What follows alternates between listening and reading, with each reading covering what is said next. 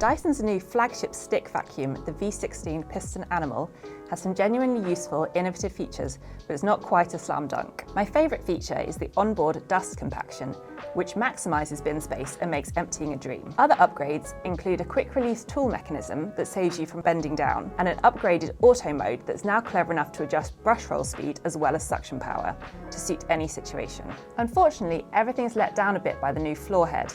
It's not straight along the front, which is a major annoyance when cleaning the edges of rooms. Plus, despite technical improvements, the V16 actually performed worse than both of its predecessors in my suction tests, making it hard to recommend over those older models.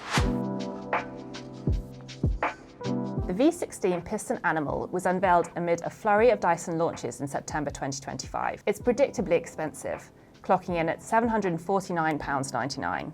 It's not available in the US right now, but it should be arriving sometime in 2026. Interestingly, that list price is actually a little bit cheaper than the Gen 5 Detect, which was the previous Dyson flagship, although you are more likely to snag a discount on the older model. Dyson goes some way to justifying the V16's sky-high price.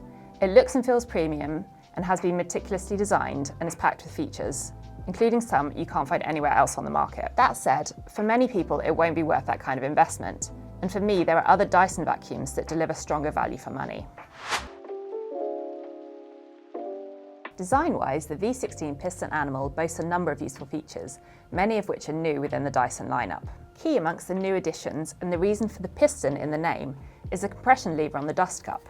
You push this down to squish the contents of the bin, significantly boosting dustbin capacity. The same lever also makes emptying the bin ultra smooth. You just open the hatch and use the lever to eject everything inside without having to go in with your fingers. A second addition is the red cuff at the top of the vacuum's wand. This can be pushed down to release the floor head without you having to bend down. The docking section of the main cleaner heads are angled, so you can also snap them onto the wand from a standing position. This quick release works well, but the joints feel a little stiff, and because it's a new mechanism, it means the V16 isn't compatible with older Dyson tools. There's also the new All Floors Cones Sense floor head.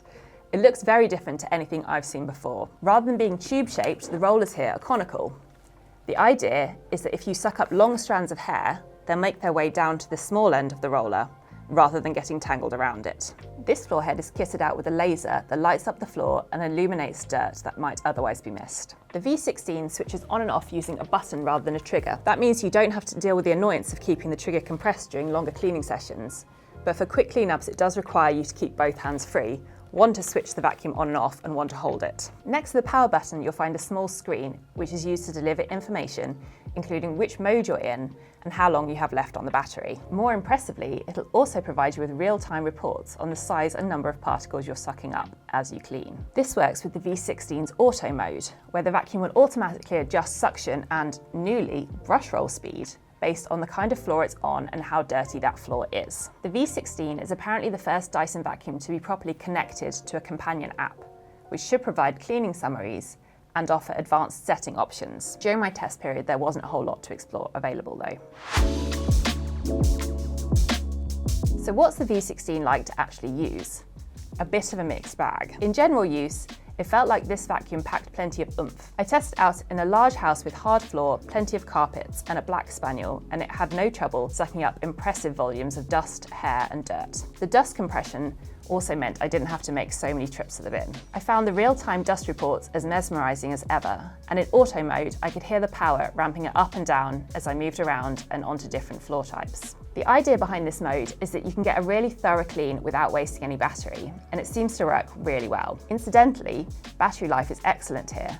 Dyson promises up to 1 hour and 10 minutes in eco mode. I also managed just under 17 minutes of hardcore cleaning in boost mode, which is impressive. Officially, the V16 has the most suction of any Dyson stick vacuum. However, when I did some side-by-side cleaning tests comparing the V16 to the two models that came before it, the new edition actually performed the worst. From left to right on screen here are the V15 Detect, the Gen 5 Detect, and the V16 Piston Animal. On the floor I have oats to represent large particles and dry tea to represent fine gritty particles.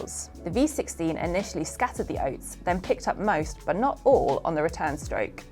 It also left a patch of tea on the carpet. That happened in both auto mode and boost mode. In contrast, both of the older machines cleared everything on the first pass on all sections of the test. On a hard, tiled floor, the oats pooled up in front of the V16's floor head and then scattered everywhere if I tried to lift the vacuum up on top of the spillage. I think this weaker cleaning performance is down to the floor head design rather than a lack of power. There's a barrier between the two conical rollers here, which creates an area where nothing's getting sucked up. This border section is also wider than usual and grippy, which is what's causing the large particles to get pushed around rather than passing underneath and into the suction area. Unfortunately, that's not where my problems with this floor head end. The front side here comes to a slight point, which makes it tricky to clean up to the edges of rooms.